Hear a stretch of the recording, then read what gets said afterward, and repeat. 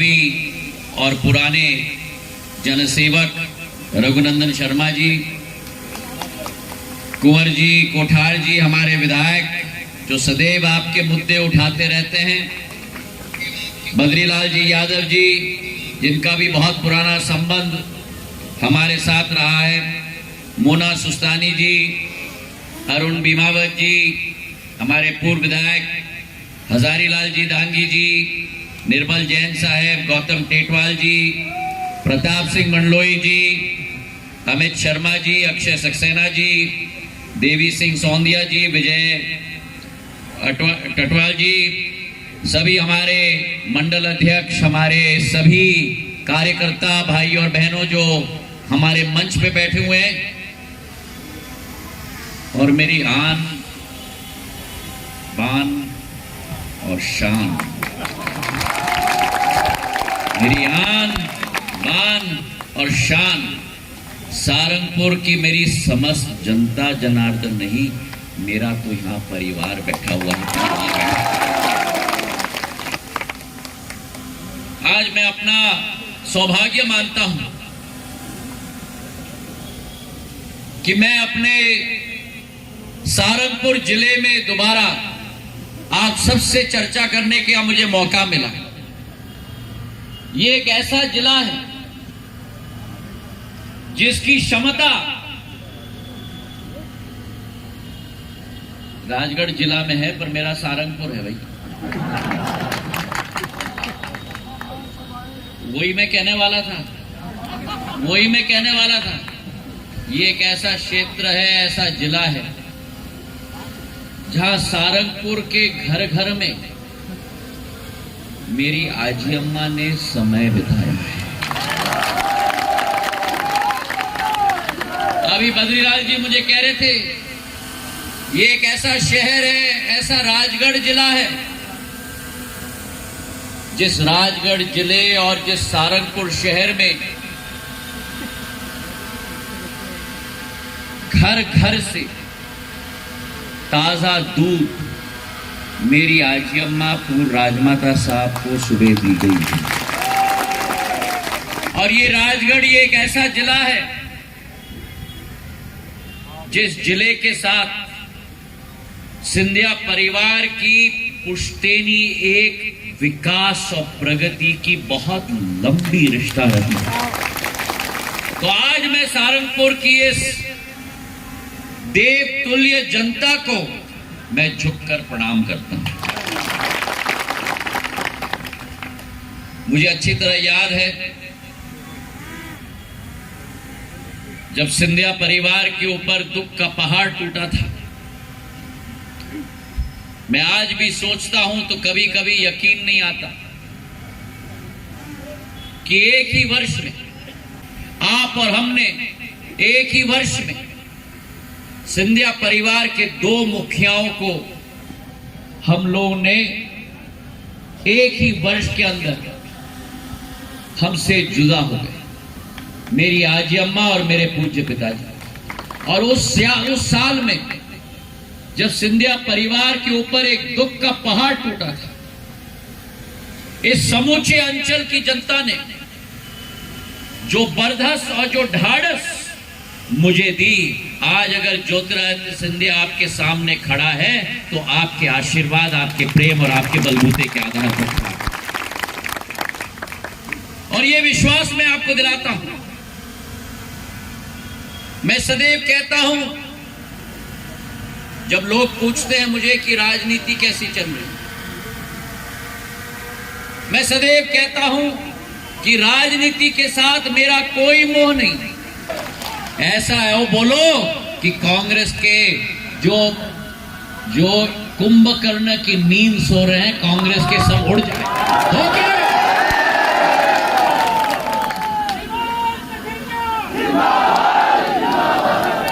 तो मैं कह रहा था कि लोग पूछते हैं कि राजनीति कैसी चल रही, और मैं स्पष्ट कहता हूं कि राजनीति में मेरी रुचि नहीं है। सिंधिया परिवार का अगर एक संकल्प है तो वो संकल्प है जनसेवा का, विकास का और प्रगति का। और राजनीति अगर कुछ है तो राजनीति केवल एक माध्यम है उस लक्ष्य की पूर्ति करने के लिए, उससे ज्यादा कुछ नहीं मेरे भाइयों। ये मेरा संसदीय क्षेत्र नहीं, ये मेरा कार्य क्षेत्र नहीं, लेकिन फिर भी सारंगपुर के साथ, आपके साथ एक मस्तिष्क का संबंध नहीं, लेकिन दिल का संबंध आपके साथ है। और कैसा है ये संबंध? जब आप लोगों के यहां ट्रेनों की मांग की गई थी और उस समय में भी केंद्र सरकार में मैं था, अक्षय सक्सेना जी, रोडबल जी मेरे पास आए थे और राजनीतिक संबंध आपका और मेरा नहीं है, लेकिन उस समय भी इंदौर से देहरादून की ट्रेन मैंने आप लोगों को दिलवाई। इंदौर से कोटा की ट्रेन मैंने आपको दिलवाई। इंदौर से चंडीगढ़ अमृतसर की ट्रेन आपको दिलवाई और इंदौर से मेरे ग्वालियर तक आपको मैंने ट्रेन दिलवाई। और गुना से बीना मक्सी, ये जो ट्रैक चलती है रेलवे की, मेरे पूज्य पिताजी रेल मंत्री थे, उस समय में ये ट्रैक बनाई गई थी। और अगर योग्य पिता का मैं योग्य पुत्र हूं तो गुना से मक्सी लाइन का डबलिंग और उसका विद्युतीकरण भी मैंने आप लोगों के लिए कराया। तो ये आपका हमारा विकास और प्रगति का संबंध है। और आपको मैं विश्वास दिलाता हूं कि ये भारतीय जनता पार्टी, ये आपका घर का भाई, घर का बेटा, आपके लिए जीवन की आखिरी सांस तक विकास और प्रगति की लड़ाई लड़ेगी। अभी जब मैं सारंगपुर आ रहा था, रोडमल जी ने और मेरी बात हो रही थी और मुझे यकीन नहीं हुआ कि हमारे सारंगपुर के लिए, हमारे संसदीय क्षेत्र के लिए भारतीय जनता पार्टी ने कितनी बड़ी बात की। मोहनपुरा में 4000 करोड़ रुपए का बांध बनाने का कार्य किया है मेरे भाइयों ने। अरे तालियों की गड़गड़ाहट से ये पानी हमारे अन्नदाताओं के लिए अमृत समान है। वो सिंधिया परिवार ही एक है जो स्टेट टाइम में ग्वालियर से लेके मंदसौर, नीमच तक, झालावाड़ तक बांधों की श्रृंखला बनाई थी। और आज भी भारत में नहीं लेकिन पूरे एशिया में अगर सबसे बड़ा मिट्टी का बांध है तो ग्वालियर का हरसी बांध आज भी है मेरे भाइयों। ये मोहनपुरा बांध इस पीढ़ी के लिए नहीं लेकिन आने वाले कई पीढ़ियों के लिए अमृत समान एक ऐसा पानी का स्रोत बनेगा कि मेरा सारंगपुर और राजगढ़ पंजाब बन चुका है मेरे भाइयों, पंजाब बन चुका है। बना है कि नहीं? अरे तो तालियों की गड़गड़ाहट होनी चाहिए। और केवल ये नहीं लेकिन हमारी शक्ति पीठ है, हमारी भैंसवा माता की शक्ति पीठ है। मेरे साथ बोलो, भैंसवा माता की, भैंसवा माता की, विजासन माता की, विजासन माता की, कपिलेश्वर महादेव की, कपिलेश्वर महादेव की।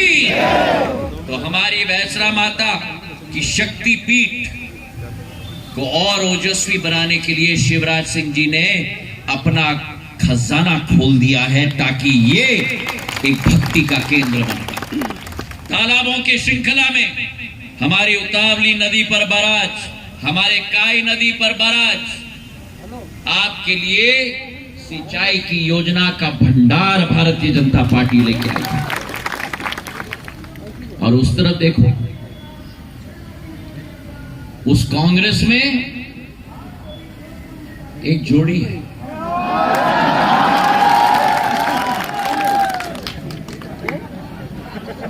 छोटे भाई, बोलो मेरे साथ, छोटे भाई और बड़े भाई, एक जोड़ी है, करिश्माई जोड़ी है। एक ऐसी जोड़ी है जहां प्रधानमंत्री कहते हैं न खाऊंगा, ये जोड़ी कहती है मैं खाऊंगा और खाने भी दूंगा। 15 महीनों की सरकार, 15 महीनों की सरकार, और उस समय में मैं भी वहां खड़ा था।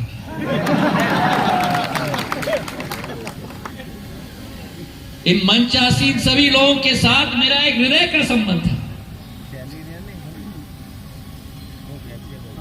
पर मैं कांग्रेस के झंडे के नीचे खड़ा था।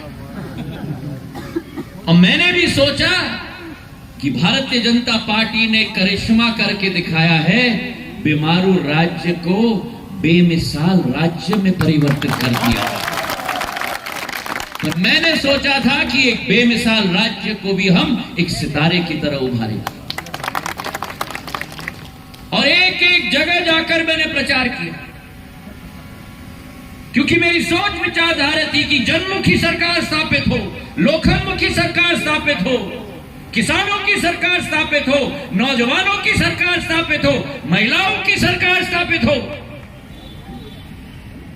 पर यहां तो जोड़ी की सरकार स्थापित हो। और वैसे मुझे इस जोड़ी से कोई इतराज नहीं, लेकिन जो नीति इन्होंने अपनाई, वल्लभ भवन को भ्रष्टाचार का केंद्र बना दिया। बड़े दम से ऐसे ही मंच से जय घोष निकाला था कि कांग्रेस का कहना साफ, हर किसान का कर्जा माफ। मैंने भी कहा था, मैं मानता हूं, और मुझसे ज्यादा तो कांग्रेस के सबसे बड़े राष्ट्रीय नेता ने ऐसे मंच से कहा था, सुन लो मेरे भाई और बहनों, कि अगर 10 दिन में ऋण माफ नहीं हुआ तो मैं मुख्यमंत्री को बदल दूंगा। याद है? अरे 10 दिन निकल गए, 1 महीना निकल गया, 3 महीने निकल गए, कल का पैदा हुआ बच्चा 1 साल का हो गया, 15 महीने निकल गए, किसान का कर्ज माफ नहीं हुआ, लेकिन कांग्रेस की जोड़ी माला क्या हो रहा था वल्लभ भवन में मालूम है? आपके लिए नीति नहीं बनाई जा रही थी, आपका विकास नहीं किया जा रहा था, आप लोगों के लिए बांधों की श्रृंखला नहीं हो रही थी, आप लोगों के लिए ट्रेन नहीं हो रहा था। वहां नया उद्योग शुरू हो गया मध्य प्रदेश में। अरे बोलो जोर से, मैंने नहीं कहा।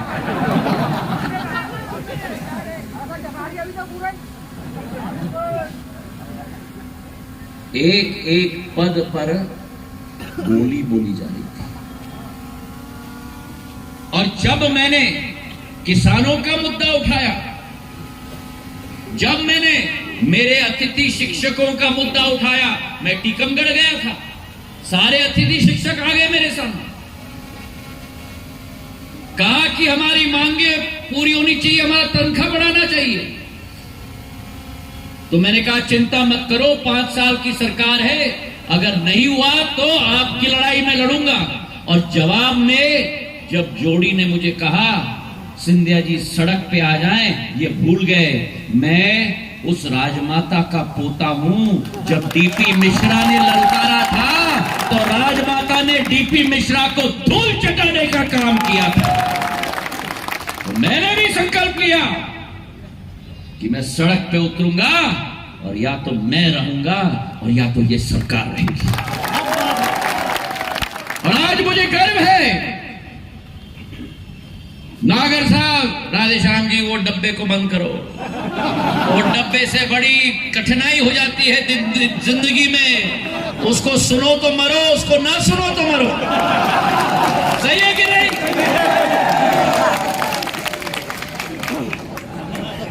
पुराने जमाने का अच्छा था, गोल गोल घुमाने वाला।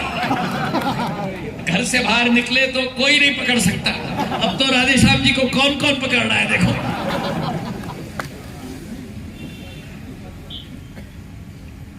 तो मेरा कहने का तात्पर्य यह था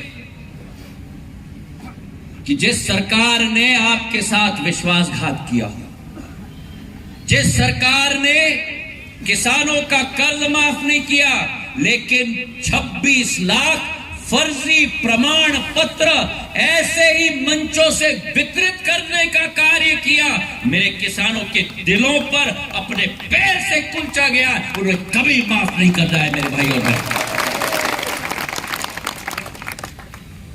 जिस सरकार ने एक एक योजना बंद की हो, जिस सरकार ने भ्रष्टाचार का आलम बनाया हो, और अगर किसानों की सहायता के लिए कोई कूद पड़ा, तो आज मुझे गर्व है कि मेरे मुख्यमंत्री शिवराज सिंह चौहान जी ने मुख्यमंत्री ब्याज माफी योजना के आधार पर 2300 करोड़ रुपए मेरे किसानों का ब्याज माफ करने का कार्य किया कि नहीं? अरे पीछे से ये देखो, प्रधानमंत्री ने मेरे सीमांत कृषक के बारे में सोचा है। टाइम है, अब धीरे धीरे ये लोग भी जान जाएंगे मेरी आंखें बड़ी तीखी हैं। उधर से फोन उठाया जा रहा है, इधर से घड़ी देखा जा रहा है। अरे भोपाल से भी फोन आए तो कह देना मैं तो अपनी जनता के बीच में हूं। सही है कि नहीं? क्या बोले? बोलो ना, क्यों बोलूं? क्या बोलूं? हाईकमांड तो यहां बैठा हुआ है। तो मैं कह रहा था, प्रधानमंत्री ने केवल एक व्यक्ति है पूरे देश में जो इस देश की एक एक जनता के बारे में सोचता है। मेरा सीमांत कृषक, 80% किसान मेरा सीमांत कृषक है। 75 वर्षों में किसी भी प्रधानमंत्री ने सीमांत कृषक के बारे में नहीं सोचा। केवल एक व्यक्ति है जो कहता है कि मैं प्रधान सेवक हूं, वो नाम है नरेंद्र मोदी जी।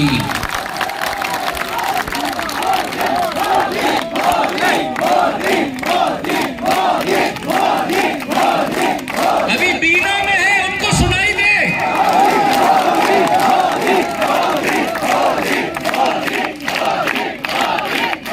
एक ही प्रधानमंत्री, एक ही प्रधान सेवक, जिन्होंने निर्णय लिया कि मेरे सीमांत कृषक के खाते में 6000 रुपया हर वर्ष पहुंचाने का काम केंद्र सरकार से प्रधानमंत्री नरेंद्र मोदी ने किया। आ रहे हैं कि नहीं? आ रहे हैं कि नहीं?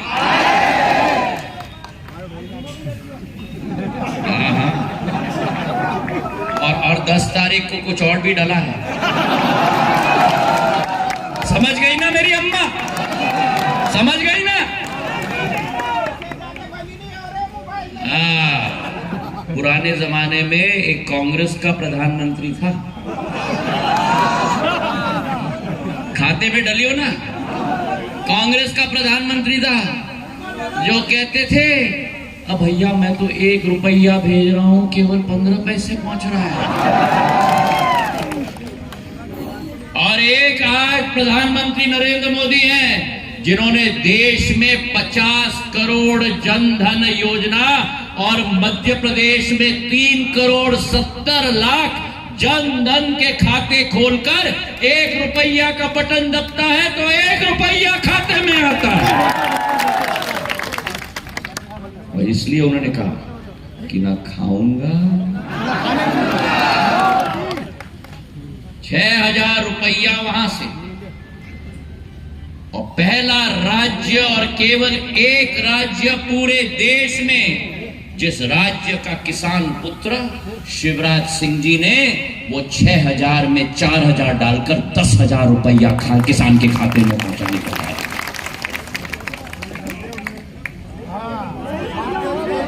देखो क्या बोल रहे हैं दादा। अरे दादा बोल रहे हैं सिंधिया जी 10 नहीं है अब तो 12 हो गया।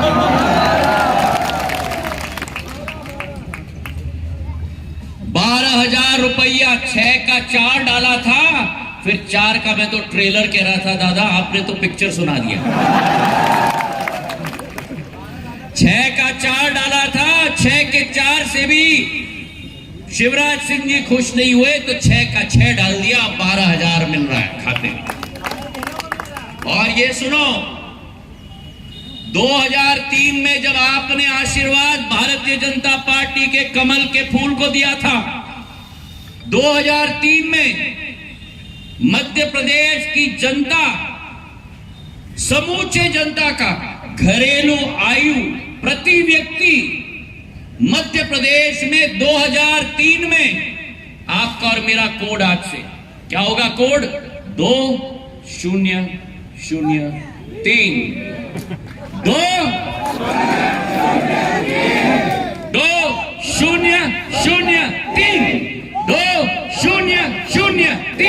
कांग्रेस ही आएगा तो क्या कहोगे? 2003।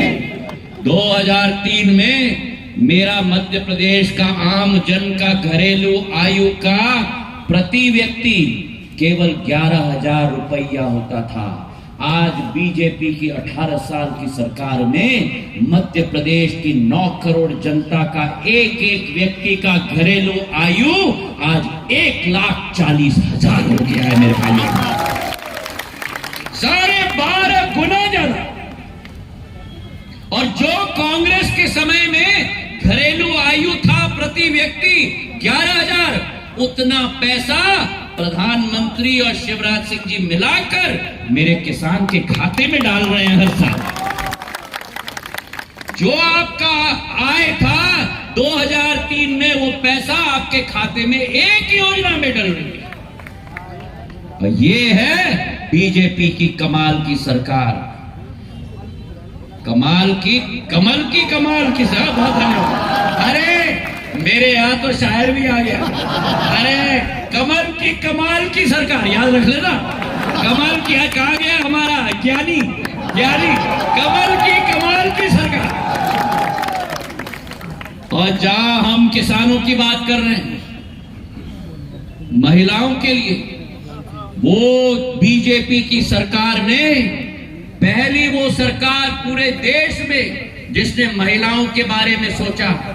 एक समय वो था जब घर में बच्ची पैदा होती थी तो माँ बाप समझते थे कि बोझ पैदा हुई है, पर शिवराज सिंह जी ने लाडली लक्ष्मी योजना लाकर एक एक घर में लखपति और लक्ष्मी की पैदाइश की शुरुआत हो गई। सही है कि नहीं?